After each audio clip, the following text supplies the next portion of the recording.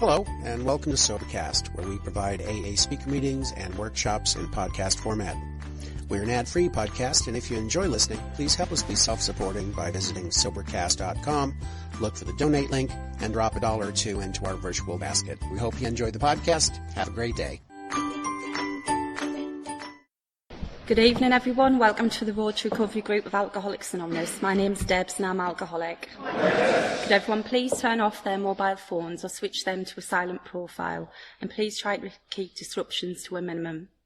Alcoholics Anonymous is a fellowship of men and women who share their experience, strength and hope with each other, that they may solve their common problem and help others to recover from alcoholism. The only requirement for membership is the desire to stop drinking. There are no dues or fees for AA membership. We are self-supporting through our own contributions. AA is not allied with any sect, denomination, politics, organisation or institution, does not wish to engage in any controversy, neither endorses or opposes any causes. Our primary purpose is to stay sober and to help other alcoholics achieve sobriety. This is an open meeting of Alcoholics Anonymous.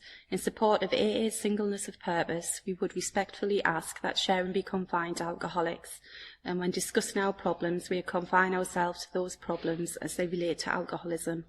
There may be visitors here who are unfamiliar with our tradition of anonymity. We need always maintain personal anonymity at the level of press, radio and television.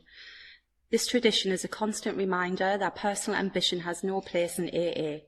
We are sure that anonymity is the greatest safeguard AA can ever have. We therefore seek your cooperation in protecting the anonymity of our members at public level. The format of tonight's meeting will be 3 10-minute speakers, followed by a 4th speaker until approximately 8:30. The remainder of the meeting will then be open to the floor and close at 9 o'clock. Can we please have a moment's silence to remember Tradition 5? Each group has but one primary purpose, to carry its message to the alcoholic who still suffers.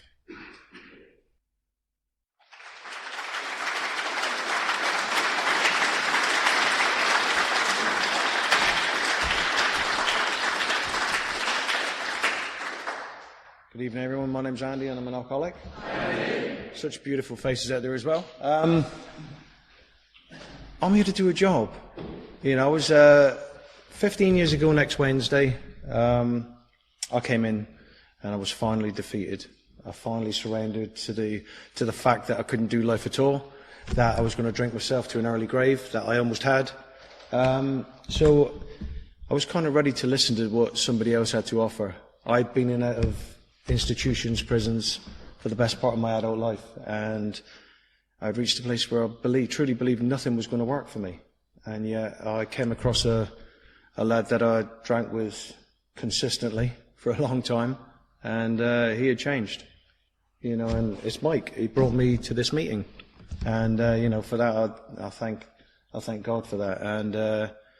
And Wayne very graciously took me through the steps, and I recovered. I recovered really, really quickly. You know, from this hopeless state of mind and body. You know, I'm not here to tell jokes because I'm just not good at it. I'm not here to speak softly because I like to be heard. You know, I mean, I've got a message to carry that I believe if you're a newcomer, hold on to your socks. You know, in this room, I came in, like I say, 15 years ago, and the people that were here when I came around, they're still here. So if you're a newcomer, get inspiration from that. This works. You know, there aren't any flukes. You know, these people recovered in exactly the same way as I was shown. And I remember reading that before Dr. Bob died, him and Bill Wilson were having, you know, one of their final conversations, and Dr. Bob said, "Bill, we've come so far. Let's not louse this up. Let's keep it simple." And that's where my inspiration lies today, is keeping things dead simple. I'm not here to reinvent the wheel. You know, I'm not here to tell you that I can do something differently, because I'm not. I'm one of these, it talks about in the basic text as a defiant brat. You know, and I came in and I'd been a defiant brat all my life. You know, I was one of these that would always go against authority. You know, and I'd love to do that as well. And you know, I'd get you in trouble if I could. And my poor brother, you know, he's still to this day smarts a little bit from the amount of trouble that I got him in as a kid. But you know, I always had this. Steve just said it. This, you know, this fear as a child growing up, that I needed you to accept me and I needed you to like me. If you didn't, I felt terrible about myself. I lived off of your emotions, that type of thing. I was everywhere as a child, but mainly I was driven by fear. I put a drink inside me, and it was happy days for Andy. I could cope with all that. I became a very violent man. I had a drink, I became a violent man. I wasn't going to show you any fear. And then it came to that point, that absolute desperation, like it talks about in the text, that loneliness like few people ever experience. I had lost everything yet again, to this illness. And it wasn't until I came in here that I understood it was an illness, this threefold illness that we suffer from. And, I knew I was obsessed because I would get up at 6 o'clock in the morning, drink half a bottle of cider and sherry mixed so that I'd sleep till 9 before I could get in the pub and wake the landlord up. That's the type of alcoholic I was. And this craving, once I put one inside my body, I could not tell you whether or not I was going to be able to have a couple of drinks or whether I was going to wake up in a dark and dingy place yet again or in somebody else's bed. I didn't know what was going to happen with me. I couldn't control any of that. But the thing that sold me on this program was this spiritual malady that it talks about, this irritable, restless and discontent. Because even as a child, as Steve said, I was always irritable. You irritated me. I was always restless within myself. I'd want you around my home, invite my mates around. As soon as they came around, I wanted them gone, and I was never contented with anything. Me and my brother, I remember one year we weren't a rich family. My mother we were quite poor, and for Christmas my mum bought us both a bike. Now mine was a brand new bike, and it cost £30. No, £40. And my brother got a bike that was £30, but it was better than mine. It was a racing bike. So I took his bike out and I wrapped it around the line post and I broke his bike. I was always discontented. I always wanted what you had, and then once I've had what you had, I'd want what you had, and that's the way I was all the way through my life. Took a drink, and it was like a solution to my whole life's problems. It was, I suddenly felt like I had arrived until it got to the point where I had no control over it, and when I came in here, you guys told me about this illness, and like I say, that third part of it, that's what hit me, and I thought, yeah, that's where I've been all my life. But the good news was, if you're a newcomer, the good news is there's a solution. And it's a solution to our whole life's problems. Life is life. I'm guaranteed to have ups and downs. Guaranteed, that's life. I'm human. However, this program always remains simple. And there has never been one time that I've applied the principles of this program in my life that I haven't got through it. I've had, in the last 2 years, I've had pretty much 8 people die in my family. Friends and family die. But not once did I think, poor old Andy, I better have myself a drink. All the thoughts that concerned me were, how can I help the families? And that's what I did. This is what this program's done for me. It stopped me from being this self-centered mug that I was. But I'm going to say it, I've had the best time in my whole life in recovery. I've laughed, I've joked, I've got married in recovery, I've got grandchildren in recovery. My daughter's just told me yesterday that she's pregnant and I'm going to be a granddad again. These are amazing things. I was your chronic alcoholic. I was sleeping under bushes. I was drinking surgical spirits. That was me. That was 15 years ago. I have an amazing life. I used to go around to meetings and really, really wind them up, because I'd say, if you've been where I was, and you are where I am today, how dare I whinge? And I'd get all these barrage of people saying, you calling us whingers? No, I didn't mean it that way. I can't have a bad day in recovery. Like I said, there's been deaths in the family and everything. I can't have a bad day in recovery. I am not sleeping under a bush. I don't have 3 months to live. I don't have these things. I'm not mugging people. I'm not beating people up. I'm not abusing anybody, So, if I'm not doing that, I'm pretty much having a great day. Brilliant days are when I get the opportunity to help a newcomer, and if you are a newcomer, this is what it is. Keep it simple. Don't be, don't be afraid to get up and ask for help.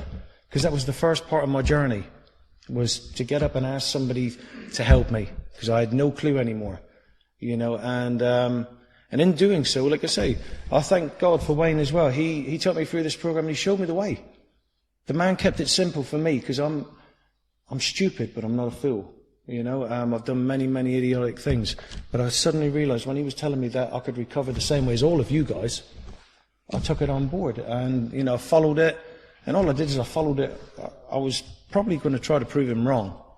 I was going to do everything he asked me to do and then show him that it didn't work.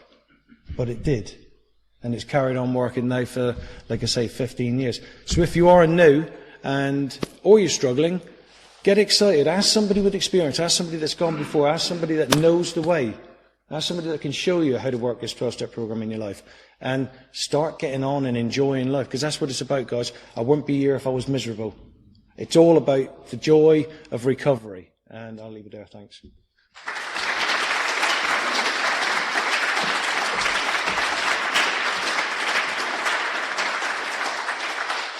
Thank you to our first three speakers. I'd now like to introduce tonight's final speaker, Mark.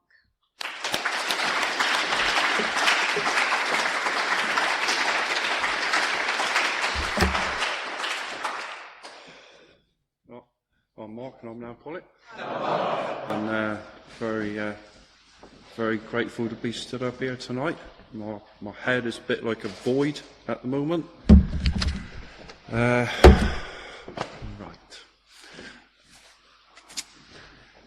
Yeah, on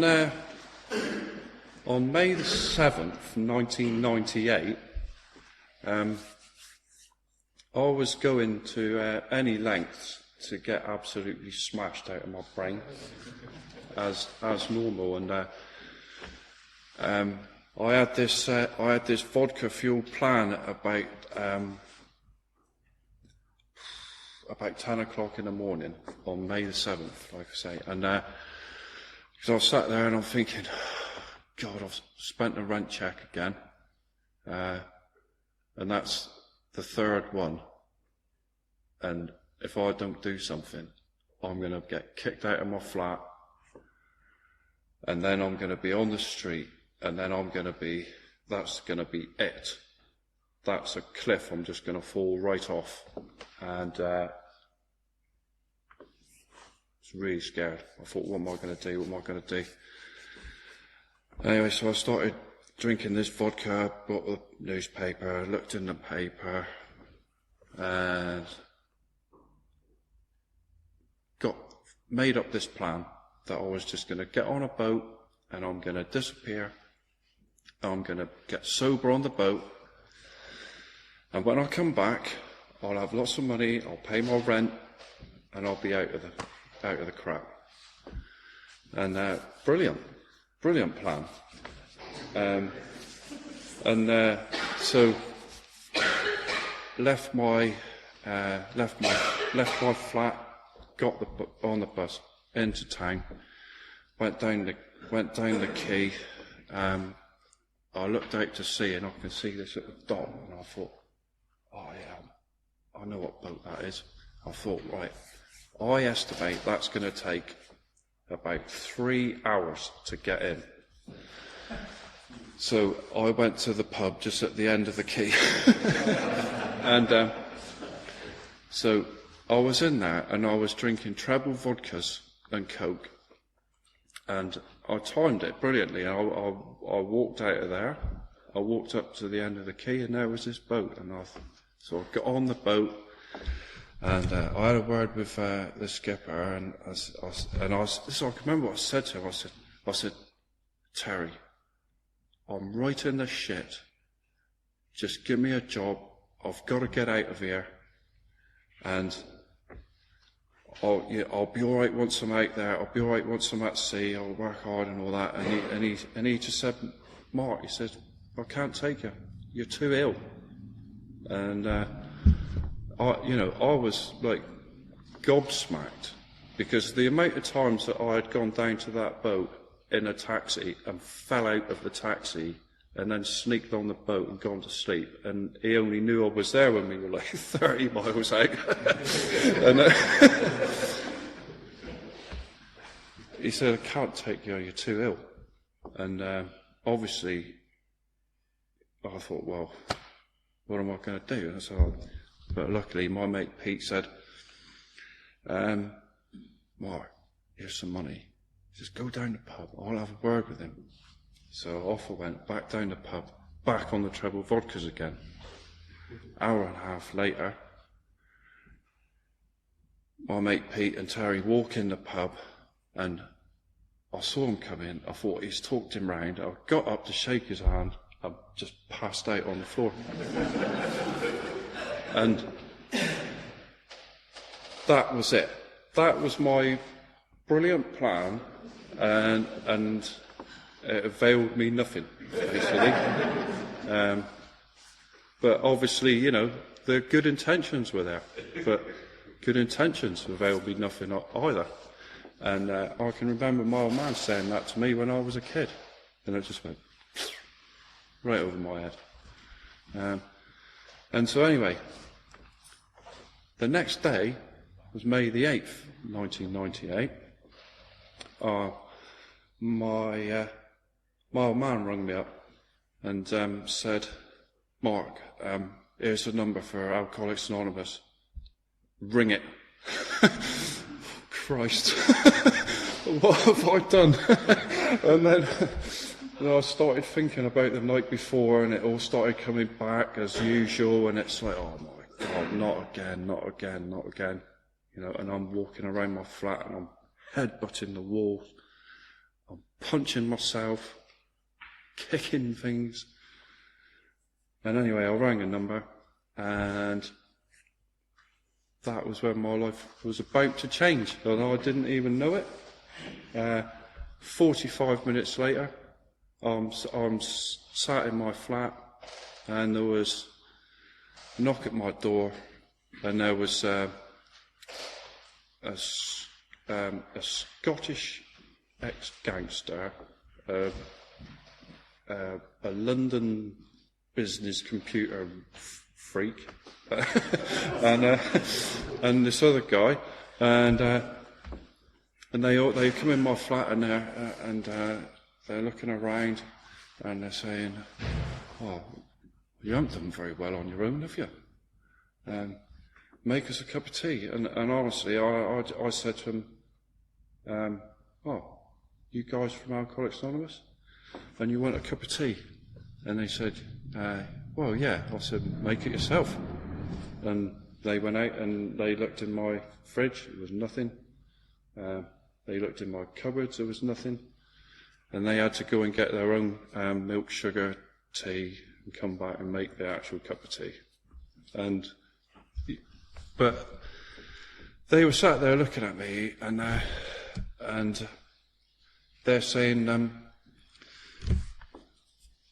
you know, have you got a problem with alcohol? I mean, Christ, I mean, and I thought, well, I thought to myself, I'm an alcoholic, but I knew that. I'd known that for a long time, but I didn't know anything about alcoholism, and that is the difference, you know. I mean, to me, alcohol was my anaesthetic.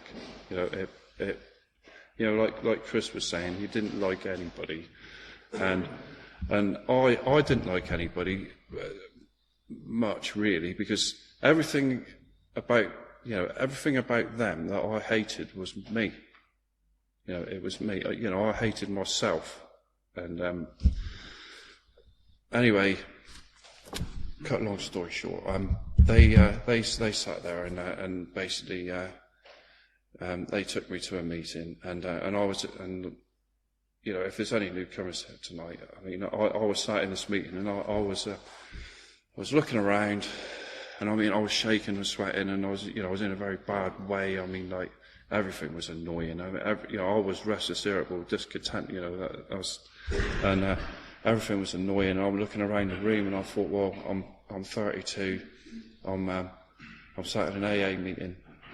I'm surrounded by a bunch of losers. Game over. And you know, that's what I thought.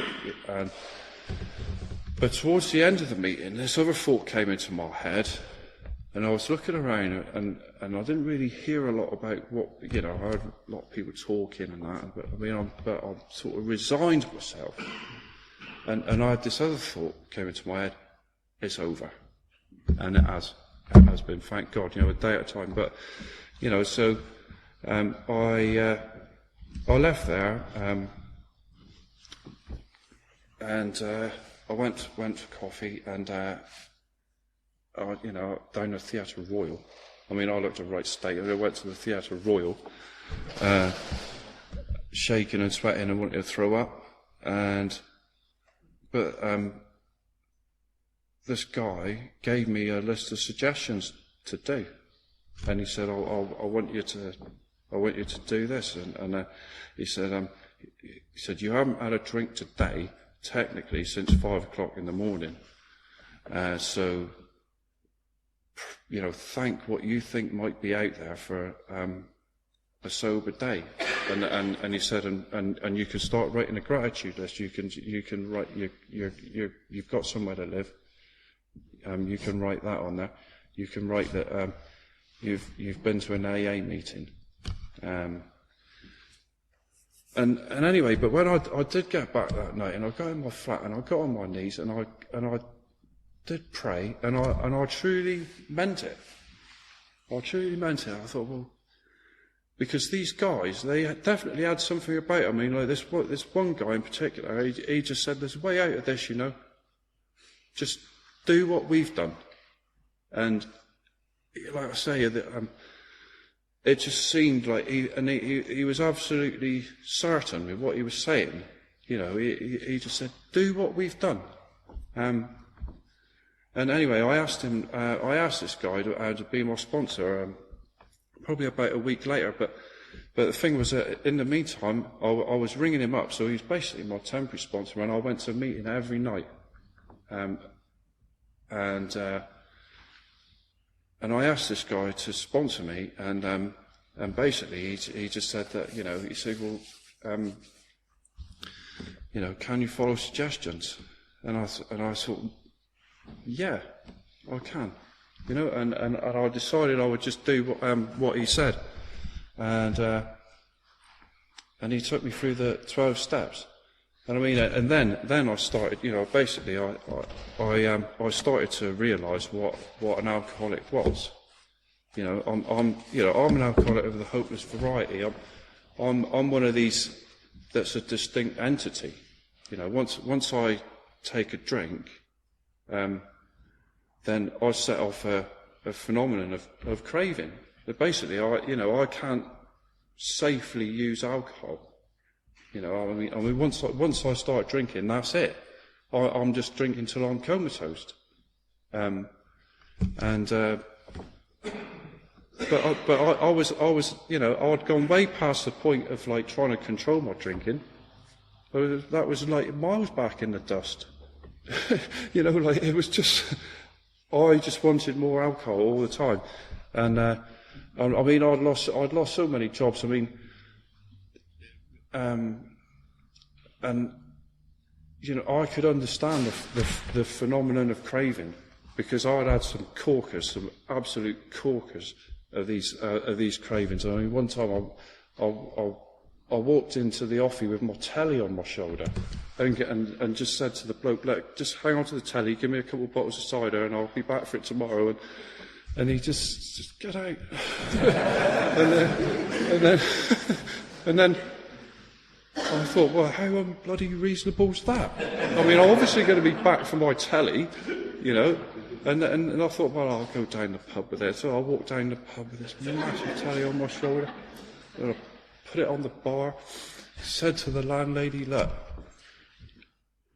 just give me a few drinks till tomorrow. Keep the telly behind the bar, and then, and then I'll come down tomorrow. I'll give you the money. And she just said, "You're bored," and that was it. But how unreasonable, and that was my thinking, I thought, well, surely, I mean, they don't think I'm just going to leave my telly there.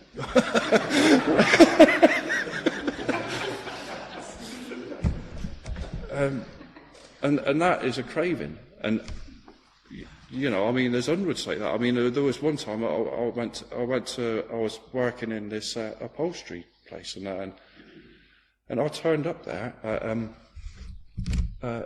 11 o'clock in a taxi. I was supposed to have been there at 7, and I was drunk, and I walked in, and I come up with this crap excuse about what some major disaster had happened, and I couldn't get there, and this guy said, Mark, he said, I think you should go home. And I said, oh, thanks very much. I said, I could do with a day off. He said, go home and stay home. And that was, and that was another job gone. And I remember at the time thinking, oh, that's right, I can go to the pub now. I went home, I thought, I don't care a shit about the job. And I didn't, until I ran out of money. And then it was like, oh, God, I've got to get another job. And that is it. That's what I'm trying to say. My best ideas, my best thinking was never going to get me anywhere.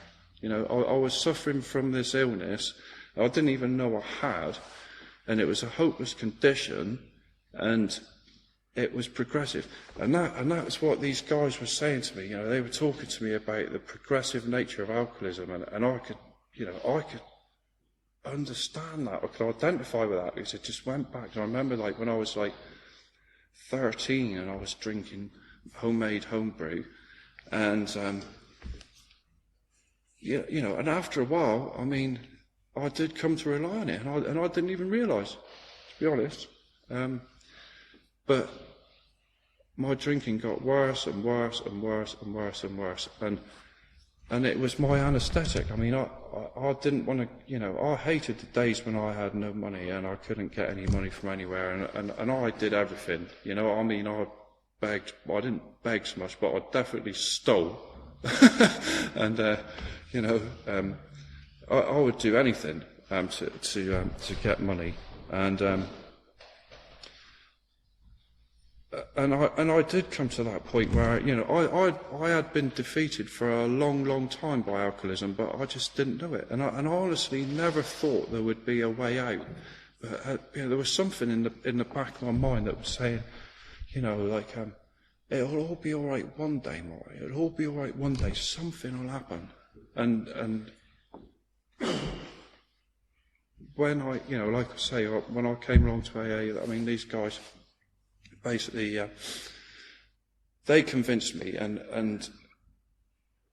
I just thank God that I just looked at this bloke, and like someone was saying earlier about inspiration, these guys, they inspired me. It was just a simple, it was just their deportment, really. It's just like the way they were there, and they were telling me about their drinking and the things they'd done, and a few stories like I've just told you then, but and I thought, yeah, they're like me, and the way they thought, and the way they looked at everything, and the way they just hated authority, and they wouldn't do what they were told, and they were always trying to find a way around things. They was on the outside of society, and and then they couldn't wait to get home and just get pissed, and that was me, and these guys convinced me, but the way out was just a program of action, and that was the beauty of it. They sold it to me because I didn't really have to understand anything at all. All I had to do was just trust this bloke, which I did. I did trust him, and he said, right, Mark, these are the daily suggestions. I want you to do them every day, and I want you to ring me at 6 in the evening before you go to a meeting, or 5:30 or whatever. And I started reading the big book, and I remember the doctor's opinion. The doctor's opinion basically, I remember the first time I read it, and I just thought the light started to come on then. I thought, I am, I'm definitely one of these people. And, but I started to believe there was a solution, Bill, I read Bill's story, and I remember reading that, and I'm thinking, Christ, when's this guy going to stop drinking? Look at the devastation in his life, and when's he going to stop? And, I was one day sober. But, I hadn't really, up until that point, ever thought of a life without alcohol. My alcoholic life was the only normal one. I was locked in, and But when they talked to me about a solution, my ears pricked up, and I thought, Christ, yeah, I mean, that would be amazing to, and the thing was, like somebody else said, once I started to follow his suggestions, I did get the feeling, that this obsession had gone. Because, I remember actually like 2 or 3 days sober, and I had some money, and I thought to myself then, I could just go down the offie and get some booze. And then I thought, but I don't have to.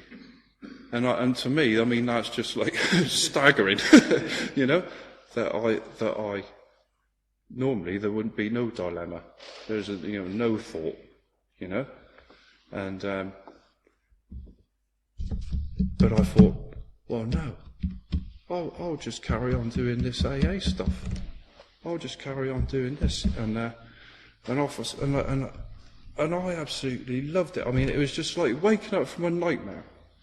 I really, I'd been in this horrible, self-centered, dishonest life.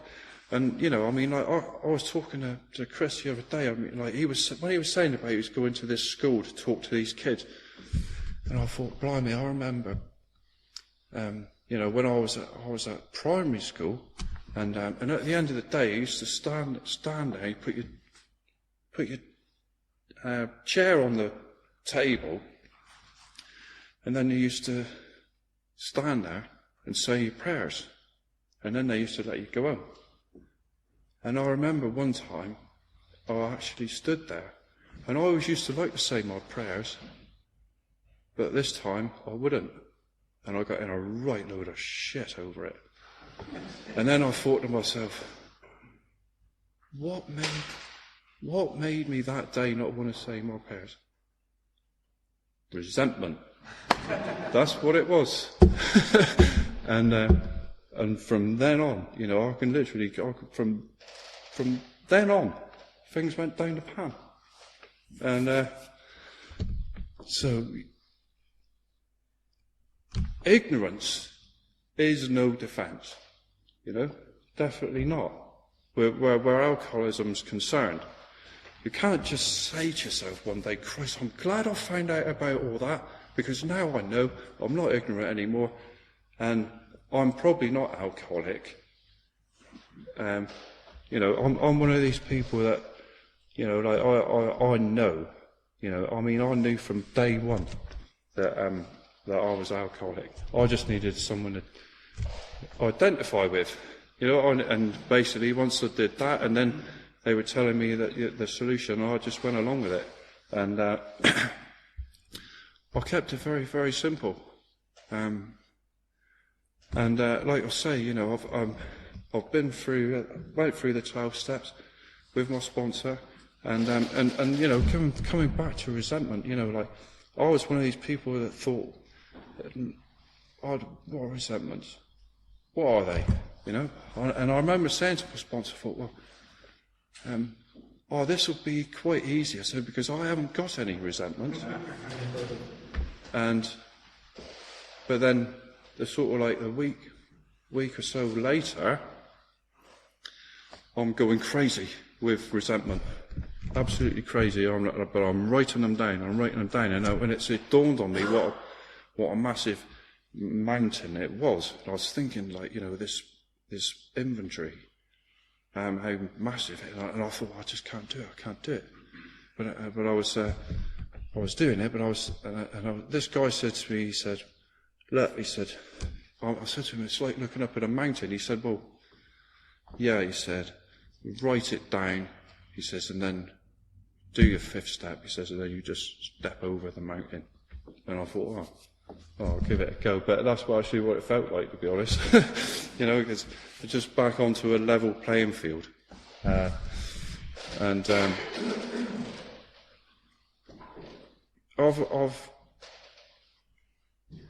I've never looked back from then, but I'm one of these people that, obviously you get resentments, but I always say to myself, well, whose head's it in? Well, it's in mine. Right then. So that's that. I can do something about that. I can write it down. Forget about the rights and wrongs of everything, because, Christ, if I sit there and think about the rights and wrongs of everything, that's not going to get me anywhere.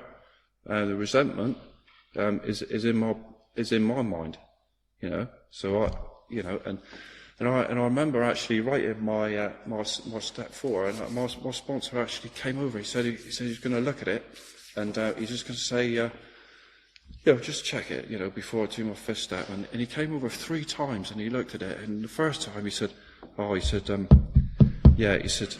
just look for the dishonesty in the 3rd column.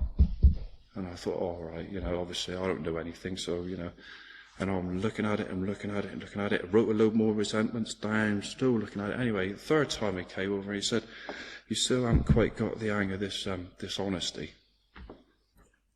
Christ, what does he mean? But anyway, he went away, and I started thinking about like this power greater than myself, this God, of my understanding. And I sat there and I'm thinking, I'm writing all these resentments, and I thought to myself, no, would this God want me to be resentful? No. Right, therefore, they're all dishonest. Every single one. And I've always remembered that as a valuable lesson to me. I've carried on being sponsored, and I've done service in the group, and I've stuck to my home group, and I've been able to take my own inventory, and I'm still as grateful today as I first came to my first meeting. Well, obviously a hell of a lot more grateful than the first day, but but actually going through the steps is, if there's any newcomers here, alcoholism is a deadly illness, and don't take any prisoners. Do what we've done. I'll leave it there. Cheers.